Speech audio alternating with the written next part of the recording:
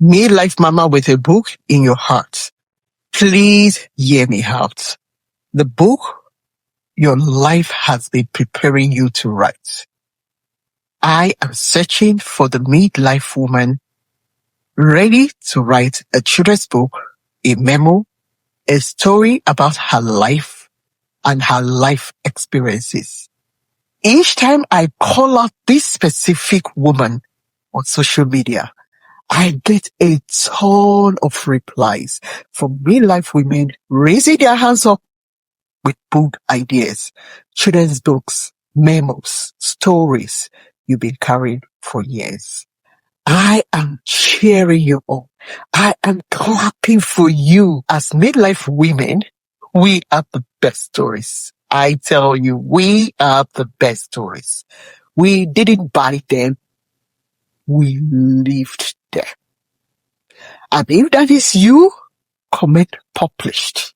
And I will send you a simple tool to help move you from idea to published. For many, it is easy to follow and may be all you need to publish your book. For others, you may need a little bit more. And I will tell you how to proceed at the end. So please keep watching. Think about it, everything you've lived through. The jobs that didn't work.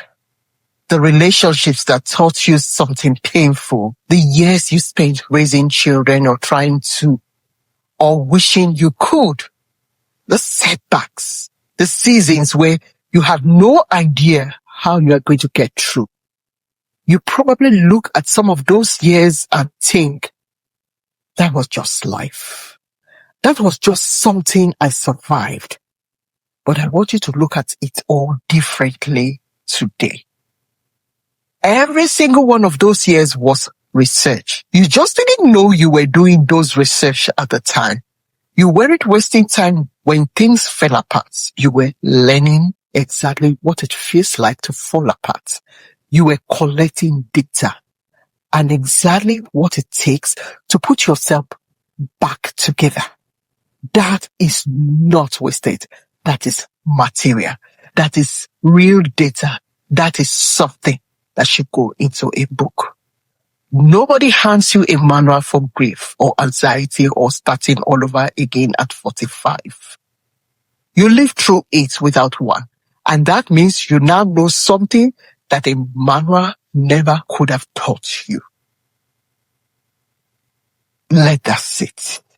Let that sit for a moment. Take a deep breath and think about that. This is what makes midlife authors different. You are not writing from theory. You are not writing from something you read about once. You are writing from having gone through the exact same thing. Something you lived. Something you survived. You came out of it on the other side, victorious. That is what readers are searching for. Not perfect advice from someone who's never struggled before. They want someone who has been there and collected the data that they need right now. Someone who can say, I know exactly what that feels like. Someone who has said, I lived it too. That is you. Every hard year, every mistake, every season you thought was just something to get through was actually preparing you to write the one book only you could write. So if you have been sitting on a story thinking it's just your life, not a book, I want you to reconsider that. Your life has been the first draft all along. You just haven't picked up the pen yet. So now it's time to pick up that pen. Younger people are not looking for more information. They are drowning in information. We have more information than the world has ever known. What they are actually searching for is someone who has lived long enough to tell them what actually works. So have you noticed this lately? Younger people are asking older women for advice, not just family members, strangers online, people searching for a mentor, an auntie figure, someone who feels like they are actually been through something real. This isn't random, this is a shift. And if you're a midlife woman, this shift is happening for you, not around you. So here is what is really going on. The younger generations grew up with more access to information than any generation before them. They can Google anything. They can watch a tutorial on literally anything on the planet. But information was never the problem. Direction is the current problem. Anyone can tell you the steps, but very few people can tell you what those steps actually feel like when you are in the middle of them. Very few people can tell you which mistakes to avoid because they made those mistakes themselves and lived to tell you about them. That is the difference between information and wisdom. Information is knowing what to do. Wisdom is knowing what to do because you already did it. You got it wrong, you figured it out and learned to do it a better way. Younger people are craving such wisdom right now. And wisdom doesn't come from a search engine. It comes from someone who's lived it. This is where you come in. Think about everything you've done more than once in your life. Raising children, managing a home, building a career, or rebuilding one after things fell apart. Surviving a hard marriage, a hard divorce, getting through grief, getting through illness, getting through seasons that felt they would never end. Every time you did one of those things, you weren't just surviving it, you were learning the pattern underneath it. You were learning what actually helps, what doesn't, what people don't tell you, what you wish someone had told you at the start. Oh, I wish we got such manuals. That repetition is what qualifies you to teach, not a certificate, not a title. Repetition, lived experience, done enough times that you now understand the pattern behind it. A 25-year-old cannot teach what you can teach, not because they aren't smart, most of them are, but because they haven't lived it yet. They haven't had the years that you have. This is exactly why so many midlife women are building books and businesses around what they have lived through. Not because it's trendy, because it's true. You already have the material. You already have the years of practice.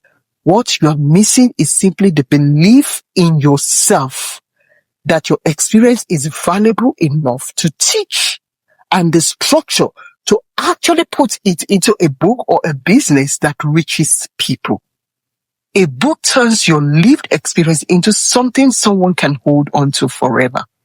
A business turns it into something you can teach again and again to more people than you could ever reach with one conversation at a time. Either way, it starts from the same place, with you recognizing that what you have lived through wasn't wasted. It was training. So, if you've lived through something more than once, you've raised children, you survived a hard season, you've rebuilt a career, and you keep having people come to you for advice about these same things, that is not a coincidence. That is your qualification. That is your book. That is your business. I have created a community where writing a book is not the end point, but the beginning. A book positions you as the experts. You can then use your book to teach younger people or others with similar pain points as you have experienced to move from point A to point B. That transformation will come only when you bravely take the chance to write what you know, and the next stage will take care of itself. You can build a brand that takes you to the stage where you can move someone in despair to hopeful. Comment with the word midlife below and I'll help you figure out exactly how to turn what you've lived through into something you can teach. Whether that is a book, a business, or both. But starting with a book. You've already done the hard part. Now let's build something with it. And I will see you soon.